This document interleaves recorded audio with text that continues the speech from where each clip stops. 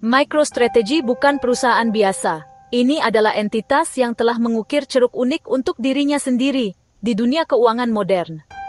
Perusahaan ini telah menjadi simbol keyakinan Bitcoin korporat, sebuah bukti potensi aset digital di mata dunia usaha.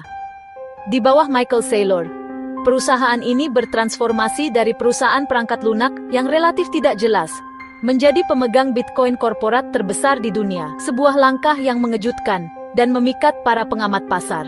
Langkah berani ini telah menjadikan MicroStrategy penggerak pasar, sebuah kekuatan yang harus diperhitungkan dalam lanskap investasi.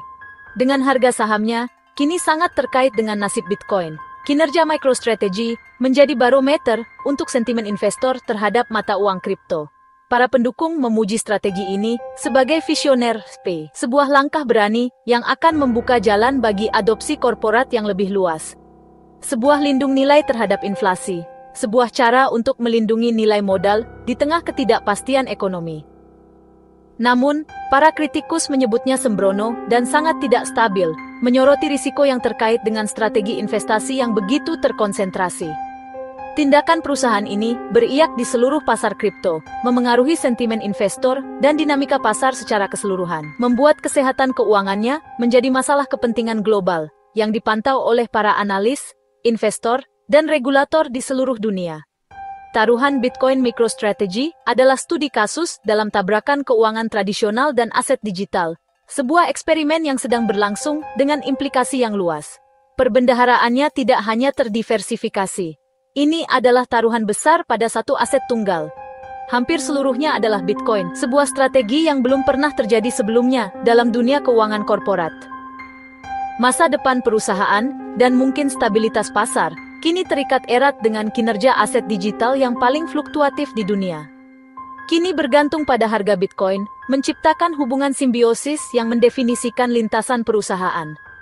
Per Juli 2025, memahami pendekatan MicroStrategy sangat penting bagi siapapun di kripto, dari investor retail hingga dana lindung nilai institusional. Kita akan menguraikan kepemilikan mereka, meneliti seluk-beluk strategi Bitcoin mereka, mekanisme pendanaan, dan risiko yang mereka timbulkan bagi diri mereka sendiri dan pasar yang lebih luas, memberikan wawasan yang berharga tentang dunia keuangan kripto. Apakah MicroStrategy adalah pelopor adopsi korporat? Membuka jalan bagi masa depan di mana Bitcoin menjadi aset perbendaharaan yang umum, atau bom waktu bagi kripto? Sebuah peringatan tentang bahaya terlalu percaya diri dan risiko yang terkait dengan aset digital yang sangat fluktuatif. Mari kita selami dan mengungkap kebenaran di balik taruhan Bitcoin MicroStrategy. MicroStrategy memiliki lebih dari 200.000 Bitcoin. Ini bukan hanya investasi kecil.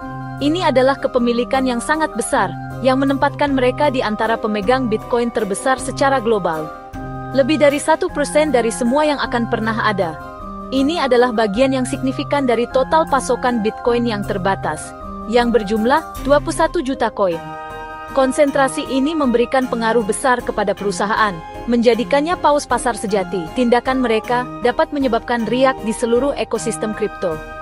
Visi Michael Saylor, Bitcoin sebagai penyimpan nilai tertinggi, sebuah aset digital yang dirancang untuk mempertahankan nilainya dari waktu ke waktu. Lebih baik dari uang tunai atau emas. Saylor berpendapat bahwa Bitcoin menawarkan keunggulan dibandingkan aset tradisional ini dalam hal kelangkaan, portabilitas, dan ketahanan terhadap penyensoran. Akumulasi tanpa henti mereka yang sering diumumkan secara publik menciptakan transparansi di sekitar strategi investasi mereka, menggerakkan pasar dan menandakan kepercayaan institusional. Pembelian mereka seringkali bertepatan dengan pergerakan harga yang signifikan, yang selanjutnya memperkuat pengaruh mereka. Namun ini juga menciptakan kerentanan, sebuah titik kegagalan potensial dalam pasar Bitcoin. Jika MicroStrategy pernah perlu menjual, dampak pasar bisa parah. Pelepasan Bitcoin dalam jumlah besar dapat memicu penurunan harga yang signifikan dan memicu penjualan panik. Bitcoin perusahaan ini bukan taruhan sampingan atau diversifikasi kecil. Ini adalah aset perbendaharaan utama mereka, yang secara fundamental terkait dengan kesehatan keuangan perusahaan. Mereka adalah hodler yang berkomitmen, bertujuan untuk memegang tanpa batas waktu, menunjukkan keyakinan jangka panjang pada potensi Bitcoin. Namun, realitas korporat, utang, tekanan pemegang saham, atau penurunan bisnis, dapat memaksa perubahan dalam strategi mereka. Setiap perubahan strategi akan mengirimkan gelombang kejut melalui dunia kripto, mempengaruhi sentimen pasar dan harga. Ukuran MicroStrategy berarti keputusannya memengaruhi setiap investor Bitcoin, dari pemegang retail kecil hingga lembaga besar. Pasar mengawati setiap gerakan mereka, mengetahui bahwa taruhannya tinggi, dan konsekuensinya bisa sangat besar. Kerajaan mereka adalah simbol keyakinan dan potensi sumber ketidakstabilan. Sebuah pedang bermata dua di dunia kripto. MicroStrategy tidak hanya menggunakan uang tunai yang tersedia untuk membeli Bitcoin. Mereka mengambil langkah yang lebih berani dan strategis. Mereka menerbitkan miliaran obligasi konversi, sebuah langkah keuangan yang signifikan. Ini adalah utang yang nantinya dapat ditukar investor dengan saham perusahaan, sebuah mekanisme yang menarik bagi kedua belah pihak. Tetapi sementara itu, selama masa berlaku obligasi, MicroStrategy berutang bunga kepada para pemegang obligasi. Hasil dari penerbitan obligasi ini, hampir seluruhnya digunakan untuk pembelian Bitcoin. Secara efektif, memanfaatkan neraca perusahaan untuk mengakuisisi lebih banyak cryptocurrency. Jika Bitcoin naik secara substansial, strategi ini terlihat brilian dan visioner. Aset perusahaan melonjak nilainya, meningkatkan kesehatan finansial secara keseluruhan. Utang kemudian dapat dikonversi menjadi ekuitas, mengurangi beban utang perusahaan. Dan semua orang menang, dari perusahaan hingga investor. Tetapi, jika Bitcoin jatuh secara signifikan, skenarionya menjadi sangat berbeda. Perusahaan menghadapi utang tetap yang harus dibayar, dan aset yang menyusut nilainya, tekanan finansial yang berbahaya. Risikonya adalah pembayaran bunga tetap ada, dan harus dipenuhi. Bahkan jika Bitcoin anjlok dan harga saham perusahaan turun drastis, leverage ini memperbesar baik potensi keuntungan maupun potensi kerugian. Membuat taruhan ini menjadi proposisi yang berisiko tinggi bagi para pemegang saham dan masa depan perusahaan. MicroStrategy bertaruh besar bahwa pertumbuhan jangka panjang Bitcoin akan melampaui biaya utangnya dan menghasilkan keuntungan yang signifikan. Jika tidak, jika taruhan ini gagal, perusahaan dapat terpaksa membuat keputusan sulit dan tidak menyenangkan, berpotensi menjual sebagian kepemilikan Bitcoin mereka untuk bertahan hidup dan memenuhi kewajiban utang. Struktur keuangan yang mereka pilih adalah pedang bermata dua yang tajam, sentral bagi risiko yang mereka timbulkan dan potensi imbalan yang mereka kejar. Nasib perusahaan kini tidak terpisahkan dan terikat erat dari fluktuasi harga Bitcoin yang liar dan seringkali tidak terduga. Sejarah memperingatkan kita, pemain besar dapat menjatuhkan pasar. Keruntuhan Mt. Gox pada tahun 2016 setelah peretasan besar memicu musim dingin kripto, mengguncang kepercayaan pada sistem. Three Arrows Capital, TAC, menggunakan leverage ekstrem.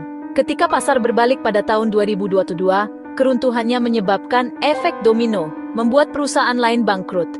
MicroStrategy berbeda, ini bukan bursa, dan Bitcoin-nya dipegang dengan aman. Ini adalah perusahaan publik, tunduk pada pengawasan SEC, menawarkan lebih banyak transparansi daripada yang pernah dilakukan TAC. Tetapi risiko intinya serupa, konsentrasi. MicroStrategy mengendalikan tumpukan Bitcoin yang besar. Likuidasi paksa dapat membanjiri pasar, seperti krisis Mt. Gox atau TAC.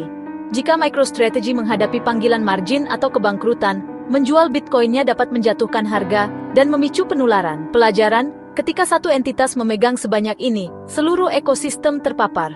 Stabilitas pasar, kini sebagian bergantung pada kesehatan keuangan MicroStrategy. Keruntuhan masa lalu menunjukkan betapa cepatnya kepercayaan dapat runtuh. Risikonya nyata dan sistemik. MicroStrategy dimulai sebagai perusahaan perangkat lunak, menjual alat analitik ke bisnis lain. Bertahun-tahun pertumbuhan yang stagnan menyebabkan pergeseran dramatisnya ke Bitcoin. Sekarang, pendapatan bisnis intinya sangat penting untuk melayani utang yang digunakan untuk membeli Bitcoin. Jika penjualan perangkat lunak goyah, tekanan keuangan meningkat, meningkatkan risiko penjualan Bitcoin secara paksa. Identitas perusahaan kini terikat pada Bitcoin, yang dapat menghalangi pelanggan yang menghindari risiko. Penurunan baik perangkat lunak maupun kripto dapat memicu lingkaran umpan balik negatif. Dalam resesi, baik pendapatan maupun harga Bitcoin dapat jatuh, menciptakan badai yang sempurna. Paparan ganda inilah yang membuat para kritikus tidak bisa tidur pada Lingnan. Bayangkan harga Bitcoin anjlok, regulasi, peretasan, atau krisis global dapat memicunya. Aset MicroStrategy menyusut, tetapi utangnya tetap sama, menghantam harga sahamnya. Pinjaman aman yang didukung oleh Bitcoin dapat memicu panggilan margin jika nilai jaminan turun. Jika MicroStrategy tidak dapat memberikan lebih banyak jaminan atau membayar kembali, pemberi pinjaman menyita dan menjual Bitcoin, membanjiri pasar. Setiap penjualan paksa mendorong harga lebih rendah, memicu lebih banyak panggilan margin, siklus yang kejam. Kaskade ini dapat mengubah koreksi menjadi kehancuran penuh, memengaruhi semua pemegang Bitcoin. Perusahaan lain dengan Bitcoin di pembukuan mereka akan melihat kerugian meningkat. Bursa dapat menghadapi krisis likuiditas, dan kepercayaan pada kripto dapat menguap. Keterkaitan pasar berarti risiko penularan tinggi. Keruntuhan MicroStrategy dapat memicu musim dingin kripto yang baru. Taruhannya sangat besar bagi seluruh ekosistem. Tidak semua orang memuji strategi berani MicroStrategy. Para kritikus berpendapat, perusahaan telah mengambil risiko setingkat dana lindung nilai, meninggalkan fokus bisnis intinya. Konsentrasi begitu banyak Bitcoin dalam satu perusahaan, menciptakan satu titik kegagalan bagi pasar. Beberapa mempertanyakan kualitas dan kompleksitas utang yang digunakan untuk mendanai pembelian Bitcoin. Leverage yang berlebihan menyisakan sedikit ruang untuk kesalahan jika harga Bitcoin turun. Tata kelola perusahaan adalah kekhawatiran lain. Dominasi Michael Saylor dapat menghambat perbedaan pendapat dan pengawasan. Para kritikus takut pemikiran kelompok, dengan dewan terlalu berkomitmen pada visi Bitcoin untuk melihat risikonya. Nasib perusahaan kini terikat pada aset yang tidak stabil, menimbulkan pertanyaan tentang kehati-hatian jangka panjang. Debatnya sengit, dan risikonya tidak dapat disangkal. Strategi MicroStrategy telah menjadikannya potensi risiko sistemik dalam kripto.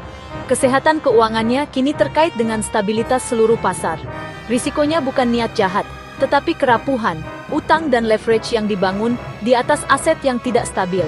Kegagalan di MicroStrategy akan beriak melalui DeFi, CeFi, dan portofolio institusional. Likuidasi paksa dapat memicu krisis kepercayaan dan kehancuran pasar secara luas. Pasar telah menoleransi risiko ini, karena harga Bitcoin sebagian besar telah naik. Tetapi penurunan tidak dapat dihindari, dan ujian sebenarnya akan datang di pasar beruang berikutnya. MicroStrategy dapat dikenang sebagai pelopor, atau sebagai pemicu bencana. Apa yang harus dilakukan investor? Pertama, tetaplah terinformasi. Pergerakan MicroStrategy penting bagi seluruh pasar. Diversifikasi, jangan menaruh semua modal Anda dalam satu aset atau sektor, terutama di kripto. Hindari leverage yang berlebihan. Jika raksasa seperti MicroStrategy bisa terbakar, Anda juga bisa. Patuhi strategi jangka panjang yang sederhana dan waspadai hype. Saga MicroStrategy adalah pelajaran tentang risiko, keyakinan, dan bahaya konsentrasi. Hormati volatilitas, berinvestasi secara bertanggung jawab, dan selalu bersiap untuk kejutan. Dalam kripto, kehati-hatian adalah pertahanan terbaik Anda. Itu tadi pembahasan kita dalam video ini, semoga bisa kasih insight baru buat kalian semua. Jangan lupa klik like kalau suka, komen kalau mau tanya atau diskusi, dan tentu saja subscribe Ainova Channel supaya nggak ketinggalan konten-konten terbaru seputar AI, kripto, staking on-chain, likuiditas pool, DeFi dan Web3. Sampai ketemu di video berikutnya.